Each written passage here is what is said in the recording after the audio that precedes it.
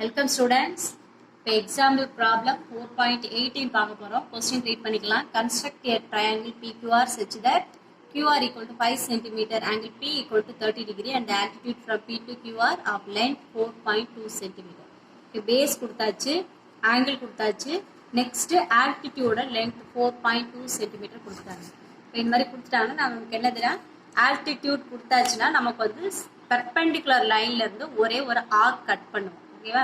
ஒரு ஆர்க்குன்றதை நல்லா கன்ஃபார்ம் பண்ணிக்கோங்க. நெக்ஸ்ட் இப்போ ரஃப் டயக்ராம் ஃபார்ம் பண்ணிக்கலாம். செட் ஸ்கொயரை வச்சு நீங்க ட்ரையாங்கிள் போட்டுக்கோங்க. ட்ரையாங்கிள் ப்ராப்ளம் ஃபுல்லாவே. இப்போ பேஸ் எவ்வளோ கொடுத்துருக்காங்க, Q கொடுத்துருக்க நேம் போட்டுக்கலாம், QR. நெக்ஸ்ட் P, QRோட லென்த்து 5 சென்டிமீட்டர் மார்க் பண்ணிக்கலாம் மெஷர்மெண்ட்டை. Next angle P equal to 30 degree. Next altitude 4.2 cm.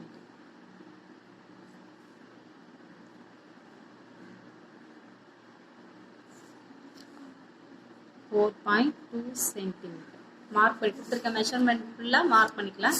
இப்போ பேர் டயக்ராம் ஃபார்ம் பண்ணலாம். கீழே இறக்கியே போட்டுங்க.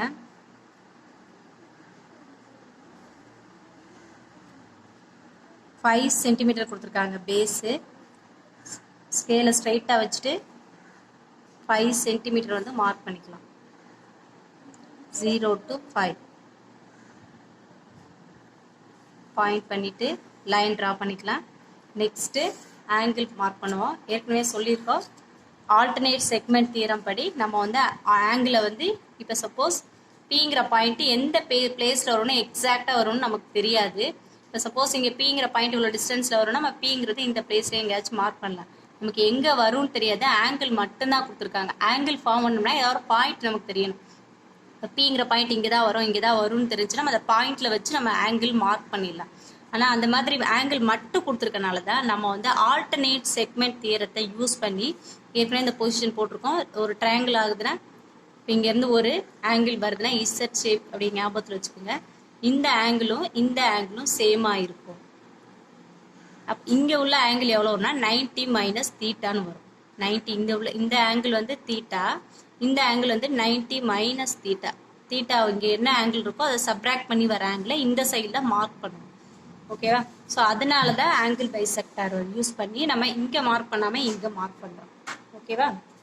இப்போ ப்ரொடக்டர் எல்லா ப்ராப்ளத்துக்கும் எப்படி யூஸ் பண்ண சொல்லியிருக்கோன்னா இந்த சைடு 0 to கரெக்டாக இந்த சென்டர் பாயிண்ட் வந்து இந்த பாயிண்டில் இருக்கணும்.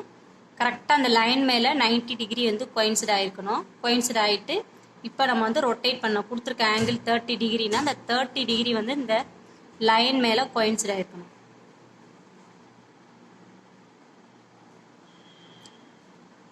யூஸ்வலாக நம்ம வந்து லெஃப்ட் ஹேண்ட் சைடு தான் வந்து ஆங்கிள் மார்க் பண்ணுவோம். நீங்கள் ரைட் சைடு இந்த சைடு கூட ரைட் ஹேண்ட் சைடு கூட நீங்கள் மார்க் பண்ணலாம். இந்த சைடு யூஸ் பண்ணோன்னா ஆன்டி கிளாக் வைஸில் ஆங்கிள் மார்க் பண்ணுவோம். இதே வந்து ரைட் ஹேண்ட் சைடு யூஸ் பண்ணிங்கன்னா இதை வந்து கிளாக் வைஸில் ஆங்கிள் மார்க் பண்ணுவோம். அவ்வளோதான் மோஸ்ட்லி. ஆனால் நம்ம வந்து லெஃப்ட் ஹேண்ட் சைடு தான் யூஸ் பண்ணுவோம். ஓகேவா? அப்போ 0 to 90 கன்ஃபியூஸ் வரக்கூடாதுக்காண்டி நமக்கு என்ன பண்ணுவோம்னா எப்போதும் ஒன்னே ஃபாலோ பண்ணுவோம். இப்போ 0 to 90 தான் மார்க் பண்ணியிருக்கோம். ஓகேவா? 3 டைப்ஸ்க்கும் 0 to 90 கொடுத்துருக்க ஆங்கிள் மட்டும் இந்த லைனில் கோயின்சிட் ஆகிற மாதிரி வரும். கரெக்டாக இந்த 2 பாயிண்ட்ஸ் வழியாக அந்த லைன் பாஸ் ஆகும். செக் பண்ணிவிட்டு லைன் ட்ரா பண்ணுங்க. ஒரு ஆரோ மார்க் போட்டுங்க.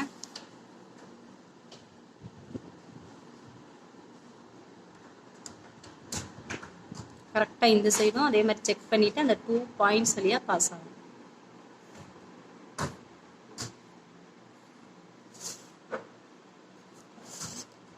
இப்போவே கூட நீங்கள் இந்த மெஷர்மெண்ட் வேல்யூஸ்லாம் எழுதிக்கலாம், இல்லை லாஸ்ட்டாக கூட எழுதிக்கலாம். QR வேல்யூ வந்து 5 சென்டிமீட்டர். ஒன்று இந்த சைடு எழுதுங்க, இல்லைன்னா இந்த சைடு எழுதுங்க. ஏன்னா பைசெக்டர் லைன் வர்றப்ப அது கட் ஆயிரும் value.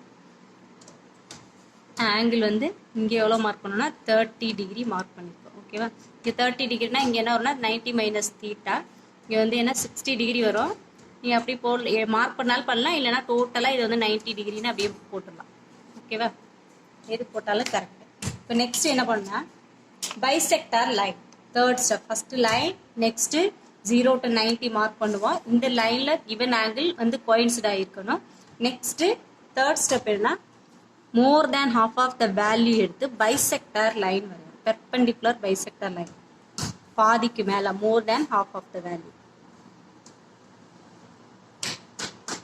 Cut an arc above and below with Q as center.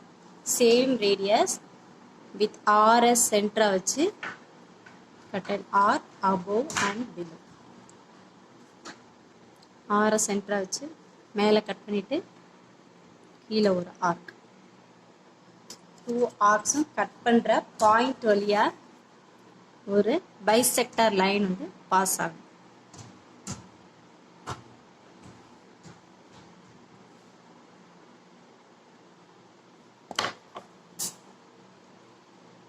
இங்கேயும் டாட் வச்சு பார்த்துங்க, கரெக்டாக அந்த டாட் வழியாக பாஸ் ஆகும்.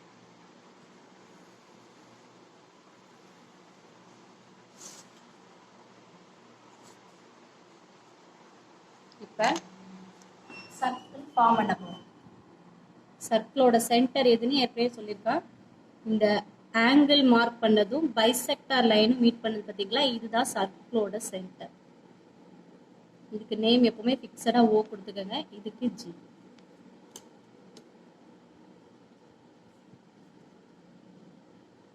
சென்டரா வச்சு ரேடியஸ் வந்து ஓஆர் ஓ. கரெக்டா அந்த பாயிண்ட்ஸ் கரெக்டா அந்த பாயிண்ட் வழியா பாஸ் ஆகுற மாதிரி பார்த்துங்க சார்.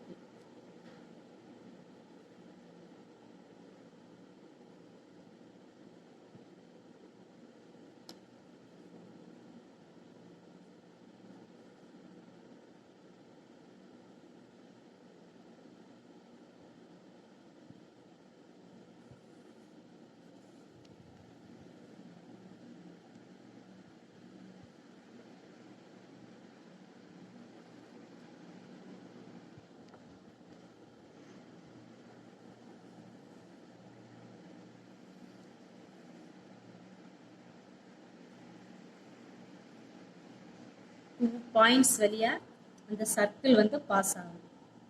நெக்ஸ்ட் இந்த ஜிஎஸ் சென்டரா வச்சு நம்ம ஆல்டிடியூட கட் பண்ணணும்.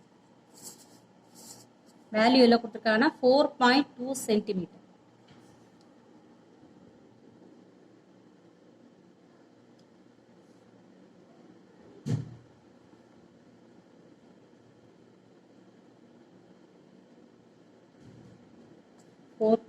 சென்டிமீட்டர் எடுத்துட்டு ஜிஎஸ் சென்டரா வச்சு ஒரு ஆர்க் கட் பண்ணுறோம்.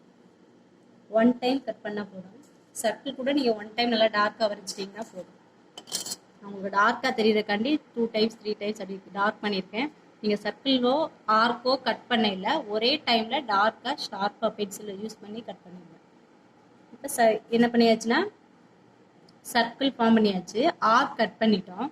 இதுதான் இதோட ஆல்டிடியூட். ஆல்டிடியூட்னா சென்டர்ல இருந்து பைசெக்டார் லைன்ல கட் பண்ணோம். மீடியன்னா அந்த ஜிஎஸ் சென்டரா வச்சு சர்க்கிளோட பவுண்டரியில 2 ஆர்க்ஸ் கட் பண்ணோம்.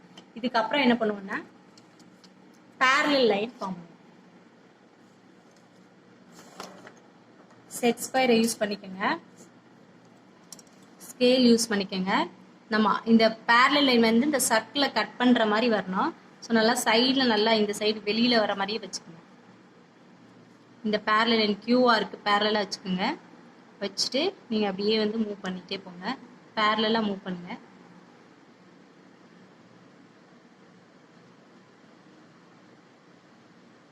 கரெக்டாக அந்த ஆர்க்கில் ஒரு பாயிண்ட் வச்சுட்டு ஒரு டாட் வச்சுக்கோங்க. கரெக்டாக அந்த ஆர்க் வழியாக பாஸ் ஆகும். ஒரு பேரலல் லைன் ஃபார்ம் பண்ணும். சர்க்கிளை கட் பண்ணுற மாதிரி வரைங்க. கரெக்டாக இது வரைக்கும் எக்ஸாக்டாக வரையலாம், இல்லை அவுட் சைடும் வந்து அந்த பேரலல் லைன் போகும். இதுக்கு நேம் நீங்கள் எது வேணுமாலும் கொடுத்துங்க. இப்போ ஏபி, நீங்கள் எந்த லெட்டர் வேணுமாலும் கொடுத்துக்கலாம். யூஸ் பண்ணாத லெட்டராக இருக்கணும், அவ்வளோதான். ஏபி. இதுக்கு வந்து XYன்னு கொடுத்துக்கோங்க. இந்த பெர்பெண்டிகுலர் லைனுக்கு XY. இந்த ஆங்கிள் மார்க் பண்ணதுக்கு நீங்கள் CD. காமனாக இந்த சர்க்கிளுக்கு வந்து ஹெச்ங்கிற லெட்டரை யூஸ் பண்ணியிருக்கோம். ஓகேவா, அவ்வளோதான். இப்போ இதுக்கப்புறம் நம்ம ட்ரையாங்கிள் ஃபார்ம் பண்ணுறோம். ரெக்வயர்டு ட்ரையாங்கிள் PQR நம்ம கியூஆர் வரைஞ்சிட்டோம். இப்போ இதை ஜாயின் பண்ணுறோம்.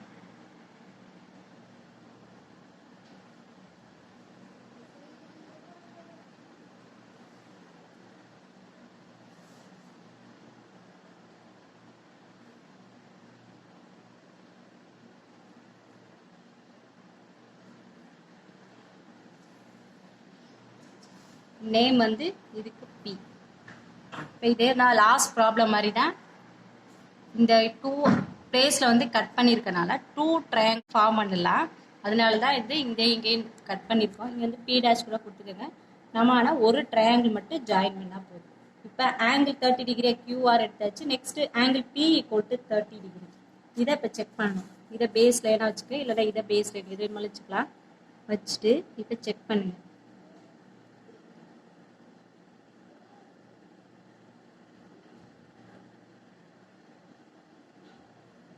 செக் பண்ணிங்கன்னா நீங்கள் கரெக்டாக இந்த லைனில் வச்சு பாயிண்ட் வச்சு செக் பண்ணுங்கள். செக் பண்ணையில் கரெக்டாக இந்த லைனில் வந்து கோயின்சிட் ஆகணும். 30 டிகிரி பேஸ் வச்சு பார்க்குறது. இப்போ இது 30 டிகிரி. ஓகேவா? இப்போ ஃபுல்லாக எல்லாத்தையும் நீங்கள் ஒரு தடவை செக் பண்ணிக்கங்க. லெட்டர் நேம் எல்லாம் கொடுத்துருப்பான்னு பார்த்துங்க. மெஷர்மெண்ட் எழுதணும். இப்போ ஆல்டிடியூட் வந்து 4.2 சென்டிமீட்டர் கொடுத்துருக்காங்க. ஸோ இந்த ஆல்டிடியூட் வந்து 4.2 சென்டிமீட்டர். இதை மார்க் பண்ணி அவ்வளோதான். மெஷர்மெண்ட் எழுதணும், நேம் கொடுத்துக்கோங்க, அவ்வளோதான். அப்புறம் கன்ஸ்ட்ரக்ஷன் ஈஸியாக நீங்கள் வந்து என்ன பண்ணியிருக்கோமோ அதை ஈஸியாக எழுதிருக்கோம்.